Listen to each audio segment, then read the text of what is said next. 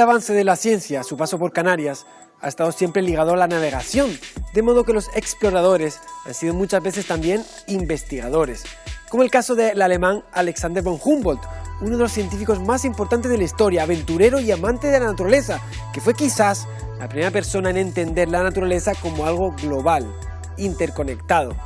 Humboldt, a su paso por Canarias, de camino a Nuevo Mundo, no pudo sino maravillarse por la naturaleza, los bosques, las montañas, el paisaje. Tal fue su impacto que bastaron apenas 5 días de visita para que esto dejara una honda impresión en numerosos escritos. Entonces nos preguntamos, ¿qué habría pensado von Humboldt de haber paseado por el milenario bosque de Garajonay? ¿De haber observado y estudiado los gloriosos dragos? ¿O los bosques termófilos de nuestras islas? Veremos joyas botánicas tan antiguas como un dinosaurio, la importancia de recuperar el paisaje para nuestra propia vida y cómo crear un ecosistema que sea independiente y de manera que asombraría al mismísimo von Humboldt.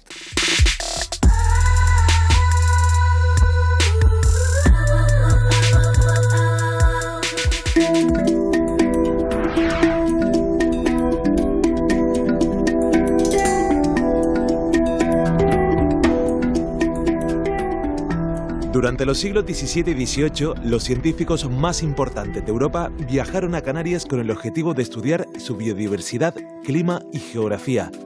Incluso Charles Darwin intentó visitar las islas, pero se quedó atrapado en el puerto de Santa Cruz de Tenerife cuando la noticia de que había cólera en Inglaterra puso en cuarentena al barco en el que viajaba. El gran naturalista británico relataba así su decepción. Quizá pueda usted imaginar nuestra desilusión cuando un hombrecito pálido nos informó que debíamos observar una estricta cuarentena de 12 días. Nunca me sentiré tranquilo hasta no ver el pico de Tenerife y el árbol drago, las deslumbrantes llanuras arenosas y el silencioso bosque sombrío. Frases de quien podría haber completado su teoría de la evolución en Canarias, unas islas que albergan bosques milenarios, especies únicas en el mundo y joyas naturales que emanan de la tierra volcánica.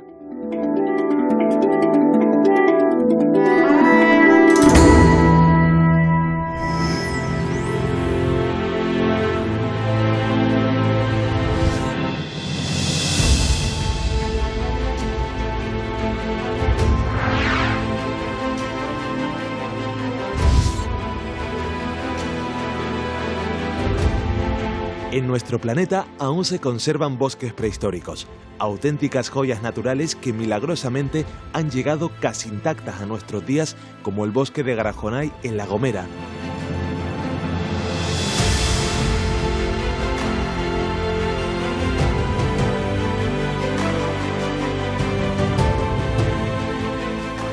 El ingeniero forestal Ángel Fernández y su equipo tratan de recuperar lo que un terrible incendio destruyó años atrás. Así, donde antes había cenizas, hoy crecen brezos y jóvenes laureles.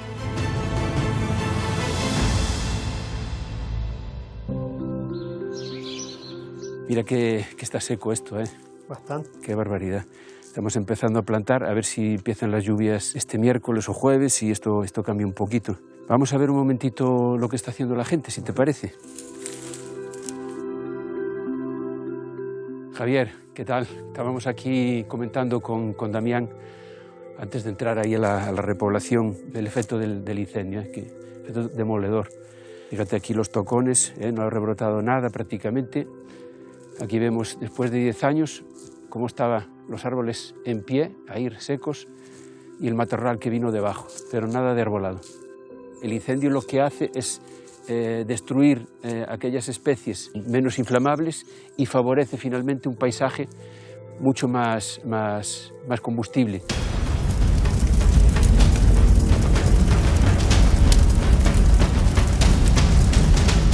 En el verano de 2012, un acto criminal originó un incendio de enormes proporciones que arrasó el 10% de la superficie de la isla de La Gomera, calcinando cultivos, viviendas y una parte importante de su maravilloso patrimonio natural milenario y puso en peligro la vida de miles de personas.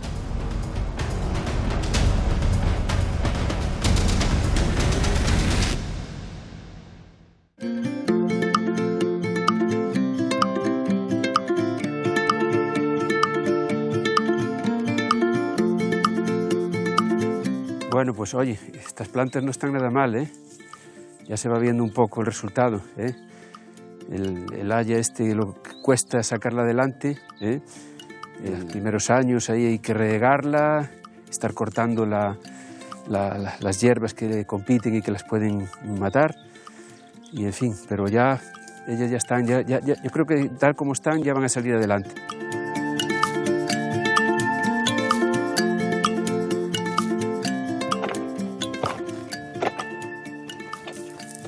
¿Qué hay, Eloy? Buenos días, ¿cómo estás? Dejar siempre algo de vegetación, no arrasarla toda, el matorral, sino dejar siempre algo para que vaya produciendo un poquito de sombra.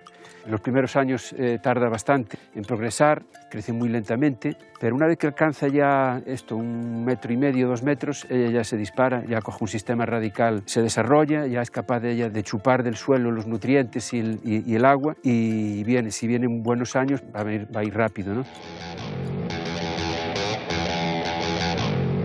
Al inicio de la primera revolución industrial, por la quema de combustibles fósiles, la atmósfera acumuló 250 partes por millón de CO2.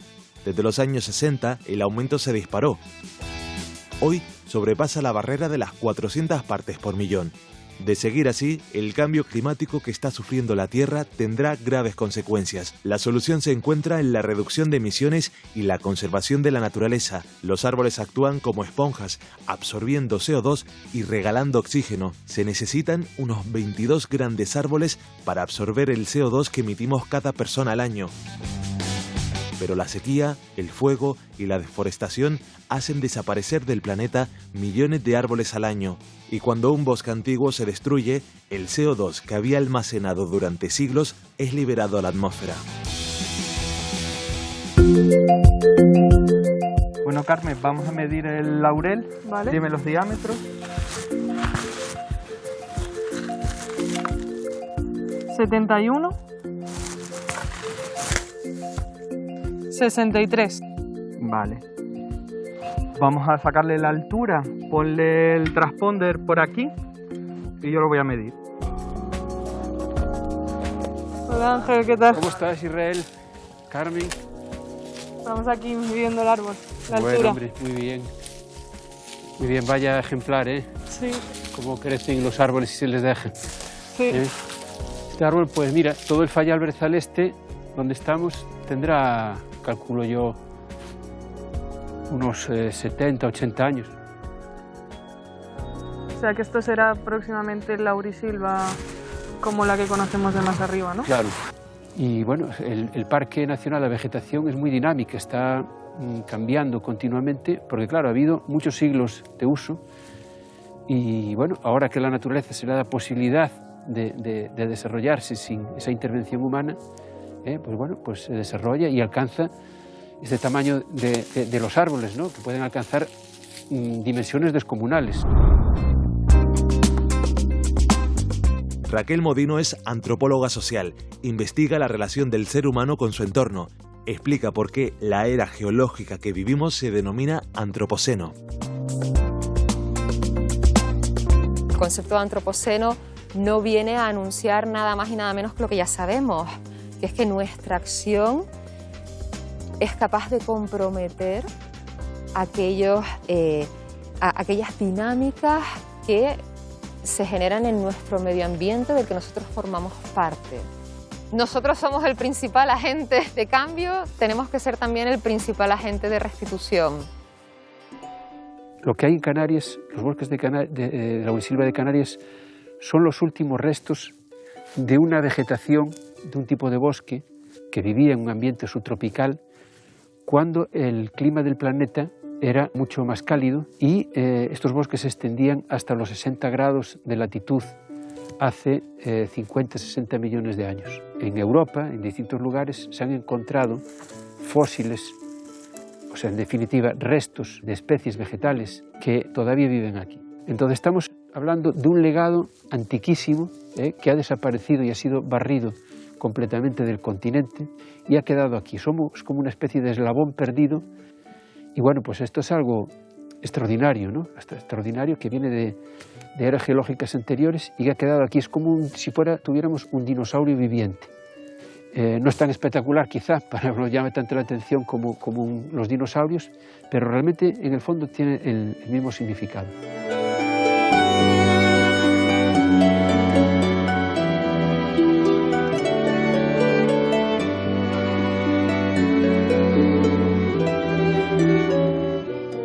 Los árboles son el cimiento de los ecosistemas. Previenen las avalanchas de tierra o nieve y la desertificación. Estabilizan las dunas de arena, captan agua de las nieblas y la infiltran a los acuíferos. Suministran vapor de agua, oxígeno, madera, aceites, alimentos y medicinas. Posibilitan la vida de abejas, mariposas y otros polinizadores, asegurando la producción de cosechas. Y son el modo de vida de muchas comunidades, gracias a sus recursos o como atracción turística. Es nuestra responsabilidad mantener intactos los bosques para las generaciones venideras, pero también para nuestro propio beneficio, aunque sea por puro egoísmo. Porque su destrucción contribuye al aumento de las temperaturas y es la causa de que animales, mosquitos u otros insectos migren a latitudes antes hostiles y ahora más cálidas, muten y pueda transmitirnos nuevos virus. Mantener los ecosistemas es el mejor seguro de vida que podemos contratar. Nuestra más valiosa vacuna de cara al futuro es protegerlos.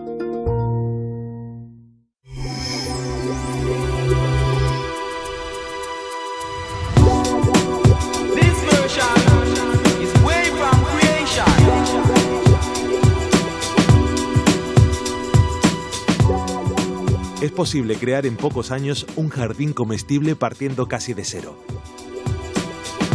Es lo que hizo el biólogo Fran García en una platanera ubicada sobre terreno volcánico. Hoy, solo unos pocos años después, se ha convertido en un fértil jardín tropical, rebosante de vida y de frutos al alcance de la mano. Un Edén que apenas precisa mantenimiento. Así es como se puede crear un rico y complejo ecosistema. Aquí tenemos los tomates de árbol. Uno de ellos, ¿no? Forma parte, es de la familia de las papas y de los tomates, obviamente, pero es una fruta. Es un tomate, vemos. Ah, qué bueno. Sí. Además, de hecho, parece un tomate por dentro, Sí, es un tomate. Es como una fruta, pero sí, pertenece a la familia. Oye, Fran, ¿y qué hago con esto? ¿Dónde lo tiro? Por ahí. ¿Por ahí mismo? ¿Así? Es fundamental porque eso se recupera, forma parte del ecosistema. Ten en cuenta que la naturaleza está súper preparada para reciclar, reutilizar 1 y 1000 veces todos los minerales. Entonces, cuanto mayor aporte, mejor.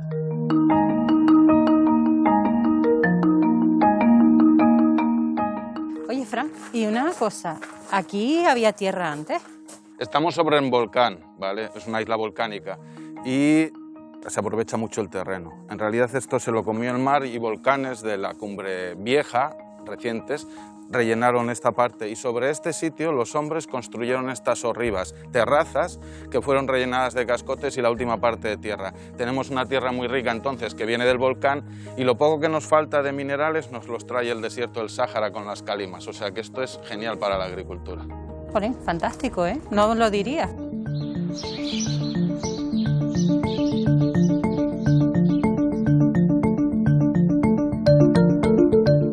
Luis Manuel, como agricultor, conoce bien la relación entre el cultivo sostenible, la conservación de las semillas heredadas y el bienestar humano. Tenemos que facilitar e ilusionar a la gente y reconocer que el ser agricultor es algo importante. Cuando eras pequeño me decía mi madre, si no sirves con tu padre a la agricultura. El lugar ideal sería aquel que haya un desarrollo sostenible, donde no solo lo que hemos recibido bien mantenerlo, sino, si es posible, mejorarlo para las generaciones futuras. Yo estoy convencido de que lo vamos a hacer porque es que no nos queda otro remedio.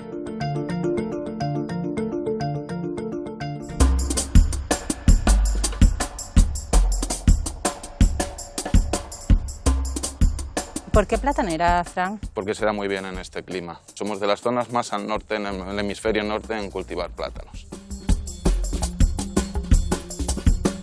Yo veo que esta platanera no es la típica platanera de monocultivo tradicional. No. Veo un montón de vegetación en medio, es que trabajamos, trabajamos con la forma que tiene la planta de vivir. La planta se ha desarrollado en la selva y está preparada para vivir en la selva. Entonces lo que hemos hecho ha sido generar una especie de selva alrededor, con lo cual la planta se siente súper a gusto, sabe lo que tiene que hacer, está protegida y es mucho más fácil producir con menos esfuerzo.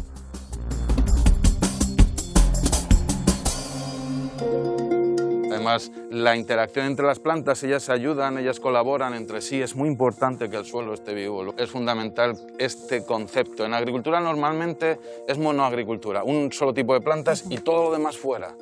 Pues si es que la naturaleza está preparada para trabajar todos colaborando, cooperando, se ayudan unas plantas a otras, los hongos a las plantas, los microorganismos a los hongos, a las plantas, así. ¿Que un hombre puede vivir sin manos? Sí, pero no es lo mismo. No es igual. Entonces, cuanta más biodiversidad encontremos, más completo, más resiliente, más resistente, más equilibrado está el bosque. El secreto para lograr tener un jardín comestible es imitar cómo funciona la propia naturaleza. Un ecosistema forestal se organiza en varios niveles que interaccionan entre sí. Árboles que dan madera, frutales, legumbres, verduras, hierbas aromáticas, setas y tubérculos, que viven en armonía junto a insectos, aves, anfibios y mamíferos. Todo se encuentra en equilibrio.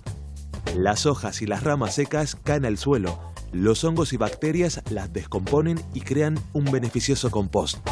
Una tierra rica en nutrientes y oxígeno que conserva la humedad. Y hace crecer frutos sanos y sabrosos sin necesidad de fertilizantes o pesticidas y sin apenas mantenimiento. Un placer y una belleza para los sentidos.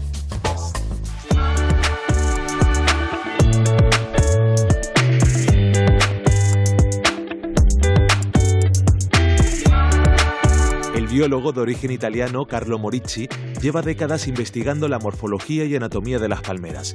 Es el director del Palmetum, un jardín ecológico y sostenible donde conviven más de 2000 tipos diferentes de palmeras. Un vergel construido sobre lo que antaño fue una montaña de basura y que la botánica ha regenerado.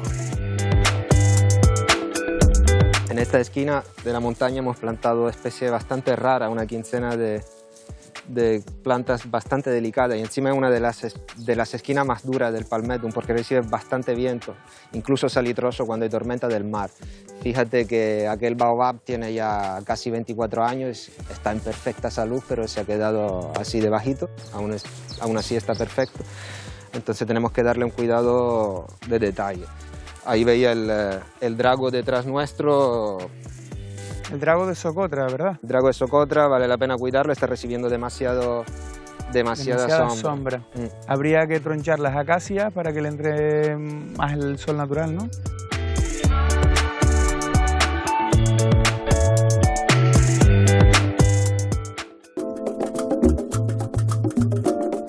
Pues mira, una de las formas que utilizamos para controlar, por ejemplo, las orugas, que tropear la piel del plátano, es poner coles y brócoli por la finca. Anda. Porque fíjate, los agujeros que tienen son de las orugas. Si no se hubieran comido el brócoli, las mariposas hubieran puesto los huevos en el plátano y hubieran deteriorado la piel.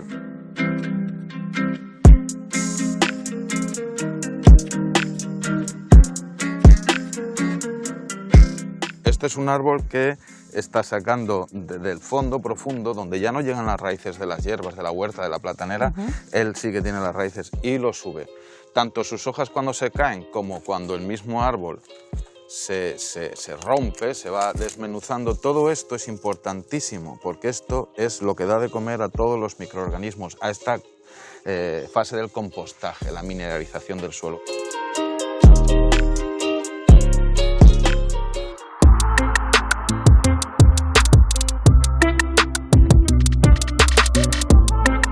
La palmera corífera es de lo más espectacular, porque de las 2.600 especies de palmeras que existen es la que produce las hojas en abanico más grande, hasta 4, incluso 5 metros de diámetro. Se plantó en el 99 pequeñita y por fin empezó a coger una talla considerable.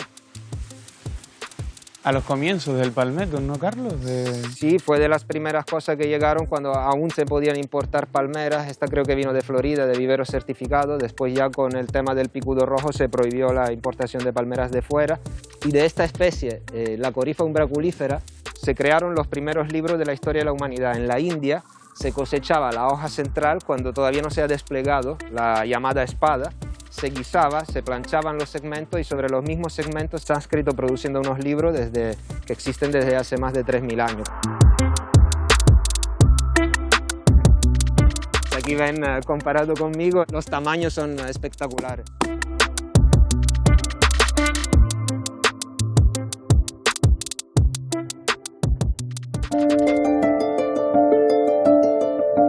Estamos en transición ecológica, o sea, estamos en este proceso todos ya. Una de las cosas importantes de esto es que en agricultura ecológica nos gastamos el mismo dinero prácticamente en producir 1 kilo de plátano que los industriales alrededor. El pueblo que no tenga en sus manos la capacidad de producir su comida, en una semana está en esta postura. Canarias tiene una potencia para convertirse en un productor de calidad. De hecho, ya nos lo han dicho varias veces, desde Europa, desde incluso la FAO, nos han dicho, por favor, ustedes que son pequeños y lo pueden hacer, conviértanse en un ejemplo de hacia dónde tenemos que tender, hacia dónde son los pasos que tenemos que seguir, y Canarias lo puede hacer.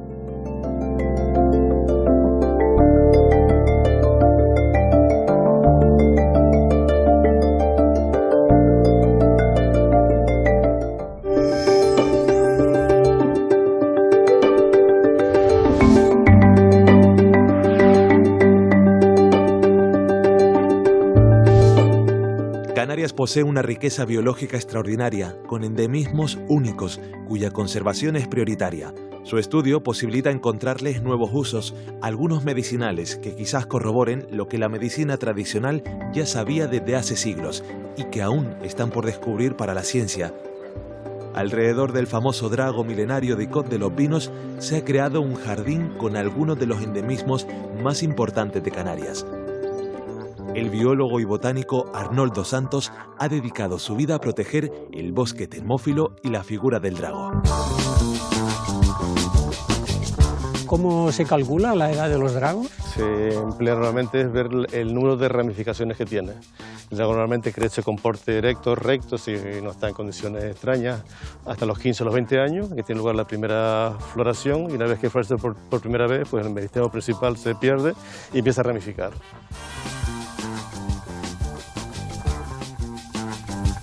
Sin embargo, pues hemos encontrado recientemente un drago más viejo que este Dicot. Siempre se habla del drago Dicot como un drago milenario con más de 1000 años, atribuyendo a Humboldt esa edad, pero no es correcto, ¿no? Y este drago tiene aproximadamente en torno a 32 ramificaciones, o sea que una misma rama ha florecido 32 veces. Cada vez que ha florecido, ha ramificado. Entonces, si se lo atribuye, para mí sería mucho atribuirle 15 años por cada ramificación, pues hacer un cálculo 32 por 15 y multiplican.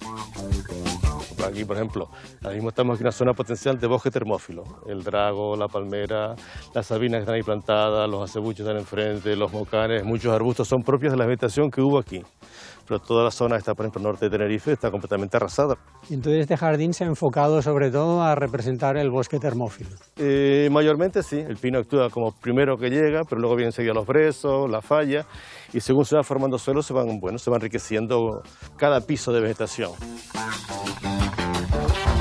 El bosque termófilo en sí, sobre todo por ejemplo en esta medianía, fue un bosque muy rico, y lo que queda es muy rico en árboles, arbustos y plantas pequeñas, y eso tú lo sabes perfectamente como zoólogo, pues eso indica pues, que un sustrato para una diversidad faunística tremenda, ¿no?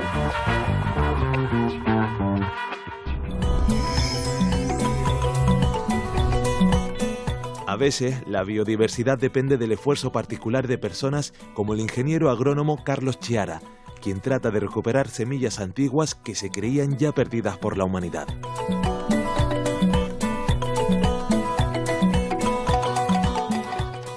Estamos tratando de recuperar los granos ancestrales canarios.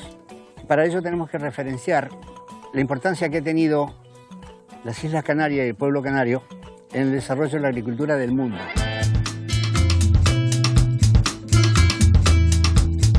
José Manuel Pérez Castellano, en Uruguay, señala que han llegado con la emigración canaria, que fueron aquellos que fundaron la ciudad de Montevideo, que en el año 1827 salieron desde Tenerife en una nave que eran 13 familias con 96 miembros, llevando estos millos ancestrales que se recogieron aquí en Canarias.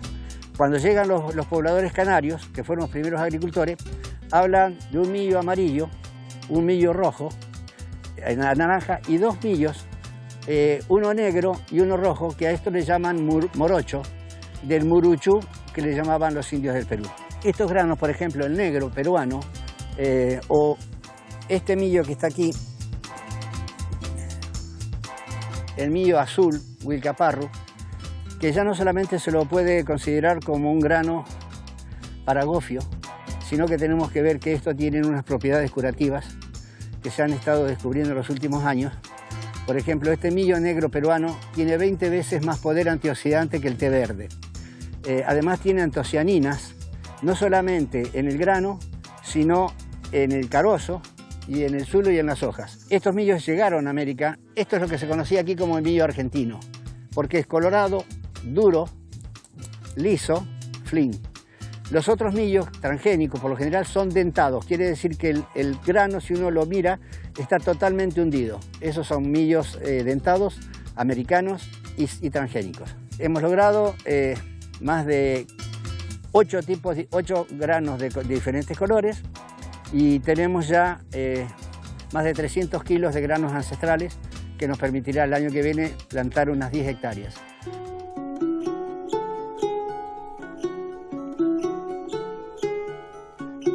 Seguimos perdiendo especies y al seguir perdiendo especies estamos achicando el universo. Esto que tengo en la mano solamente se puede haber encontrado aquí en las Islas Canarias.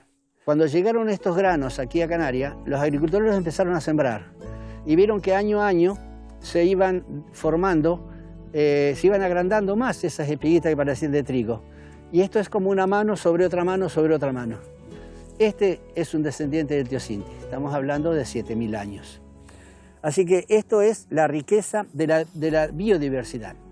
La pérdida de una semilla, no solamente de millo, sino de cualquier pérdida de cualquier especie, es la pérdida de una oportunidad de curar una determinada enfermedad.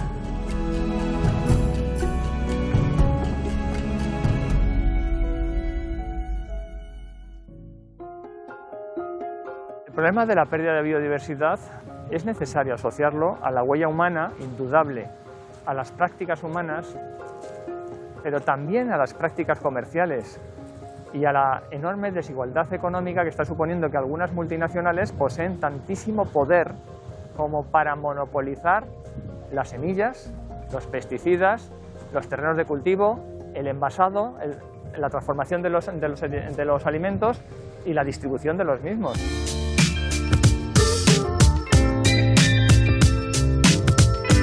Este es un taginete, sí, es un grupo que tiene muchos endemismos en el archipiélago canario. Son plantas que están en vía de extinción, como pasa con otros endemismos nuestros.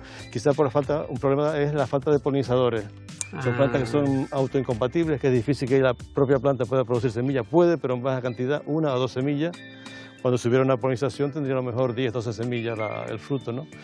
Entonces, una de las causas, causa también de dispersión y, bueno, procesos naturales que llega un momento que las plantas también a lo mejor agotan su genética, no son capaces de formar grandes poblaciones.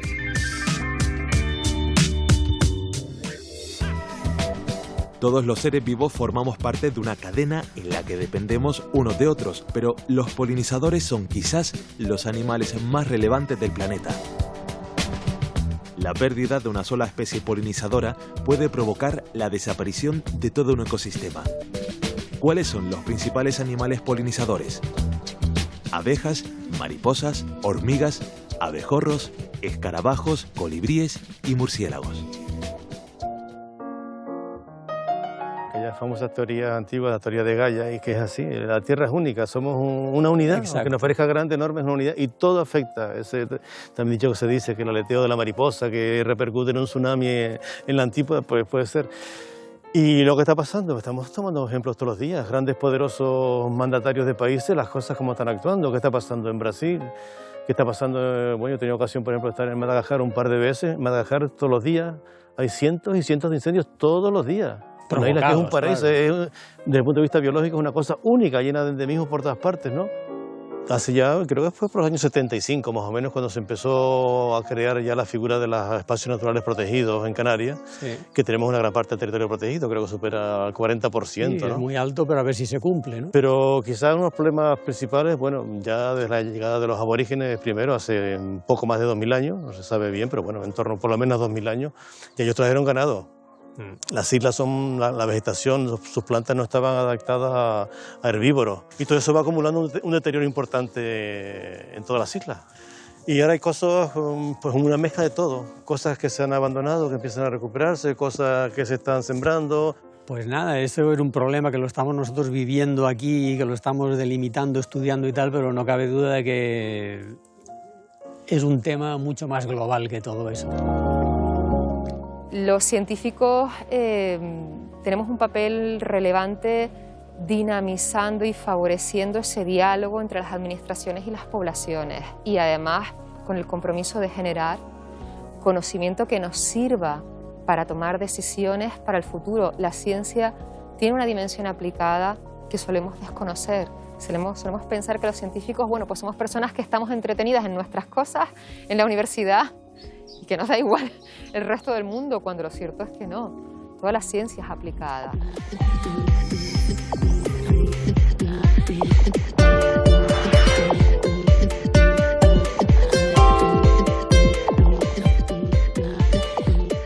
En un mundo donde los recursos de la tierra y el mar están bajo creciente presión, las algas son una prometedora alternativa como agricultura del futuro. Gracias a la biotecnología y a los nuevos métodos de cultivo, los científicos están encontrando soluciones a problemas globales. La bióloga Begoña Bustamante es especialista en microalgas. Desarrolla su labor en el Instituto Tecnológico de Canarias, que colabora con el Banco Español de Algas, un laboratorio de referencia internacional.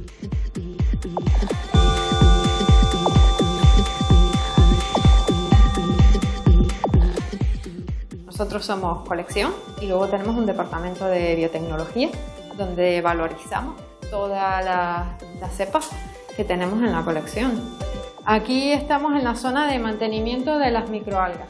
Las microalgas y las cianobacterias son organismos muy pequeñitos, microscópicos, que tenemos que mirar al microscopio. Y tenemos una inmensa biodiversidad en Canarias. Y porque, como tú sabes, Canarias es un punto caliente de biodiversidad en general. Tenemos algas de nuestro entorno de muy diverso origen.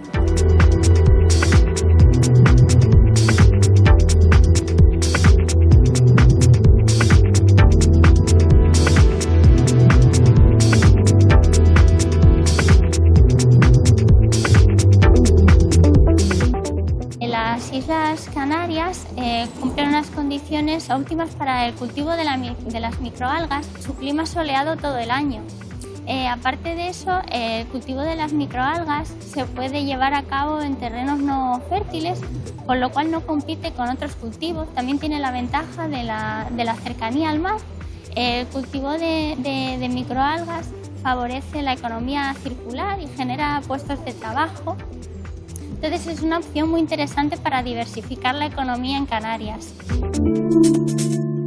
En toda la Macaronesia se conocen numerosas especies diferentes de macroalgas, que junto a microalgas como la spirulina o la dunaliella, cultivadas en Canarias, se consideran superalimentos. Son ricas en vitaminas, minerales, antioxidantes y proteínas. Las microalgas son organismos unicelulares que se adaptan tanto al agua salada como dulce y absorben gran cantidad de dióxido de carbono, lo que ayuda a paliar el cambio climático. Suponen un gran reto científico. Han resultado útiles para la industria textil, alimentaria, farmacológica, cosmética, agrícola, ganadera e incluso la energética, con la producción de hidrógeno y biocombustibles.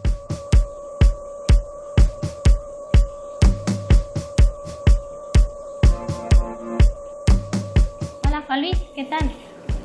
Hola Begoña. Bueno, nos encontramos ahora en la sala de activación de cultivos de laboratorio del Banco Español de Algas.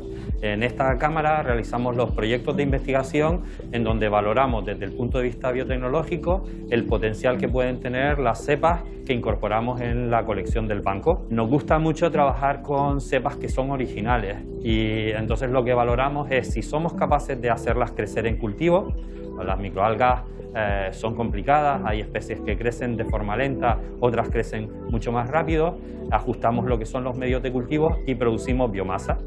A partir de ahí generamos toda una colección de datos que nos dan la información para valorar si una cepa que gestionamos aquí en la cámara de cultivo puede pasar a lo que es la escala de planta piloto. Por ejemplo, dentro del proyecto Sabana, nosotros seleccionamos de la colección algunas cepas que sean capaces de crecer en aguas residuales diluidas, de tal forma que podemos valorar su capacidad para remover y eliminar posibles contaminantes en los vertidos de aguas industriales.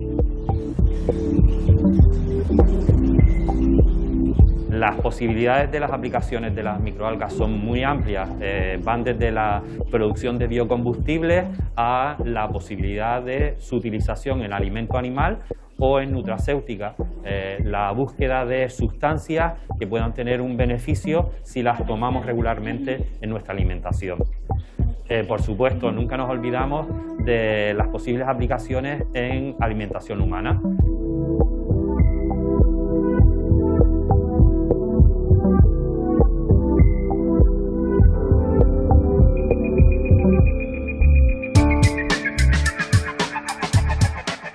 En Canarias también tenemos una riqueza endémica en determinadas especies, en este caso estamos hablando de microorganismos, por ejemplo, que vienen del mar y que se pueden cultivar con fines industriales para producir medicinas, para producir alimentos, para producir incluso energía. Y consideramos que el trabajo que estamos desarrollando aquí desde hace muchos años pues va a fructificar y va a conseguir pues, que se dé un salto cuantitativo y cualitativo en estas tecnologías y podamos ser un referente a nivel mundial en este campo.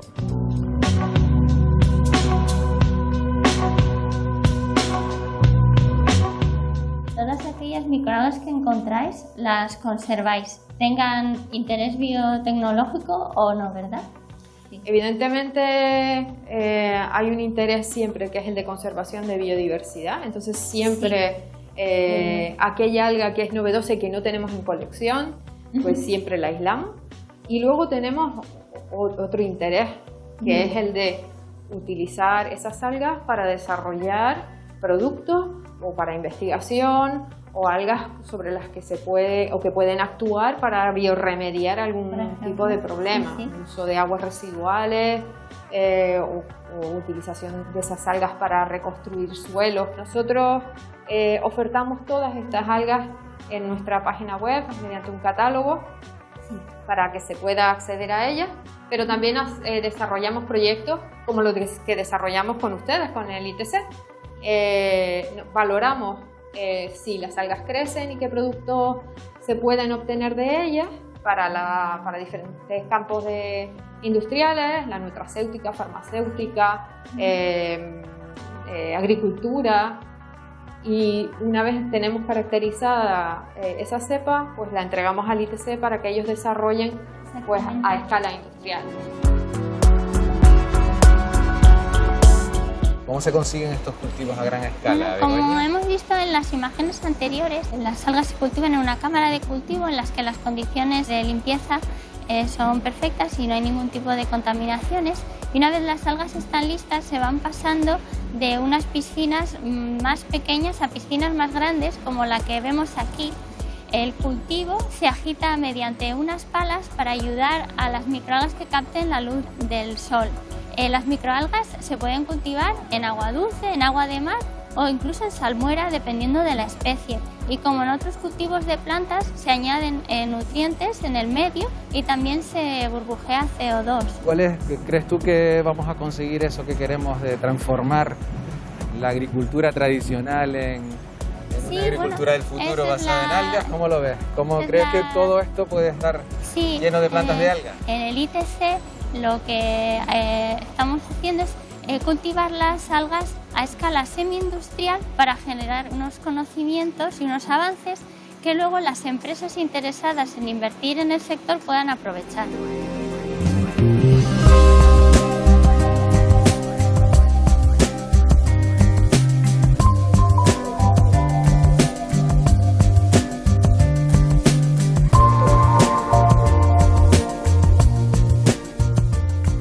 La La ciencia trata de analizar y dar respuesta a los retos y desafíos que le propone la naturaleza, tan compleja en su simplicidad que solo ella parece conocer el secreto de la perfección.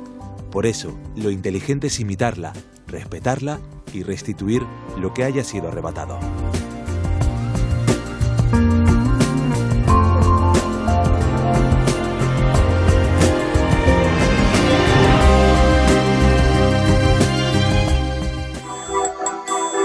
La ciencia tiene mucho que aprender. Se trata de imitar a quien mejor sabe hacer las cosas, la naturaleza.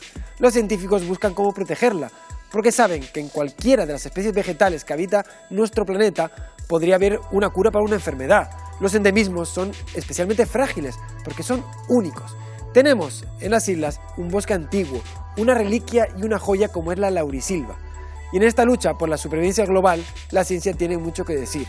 Los paisajes de Canarias han maravillado a visitantes de todas las nacionalidades a lo largo de la historia por su diversidad, y no es un capricho que hayan sido conocidas como las Islas Afortunadas.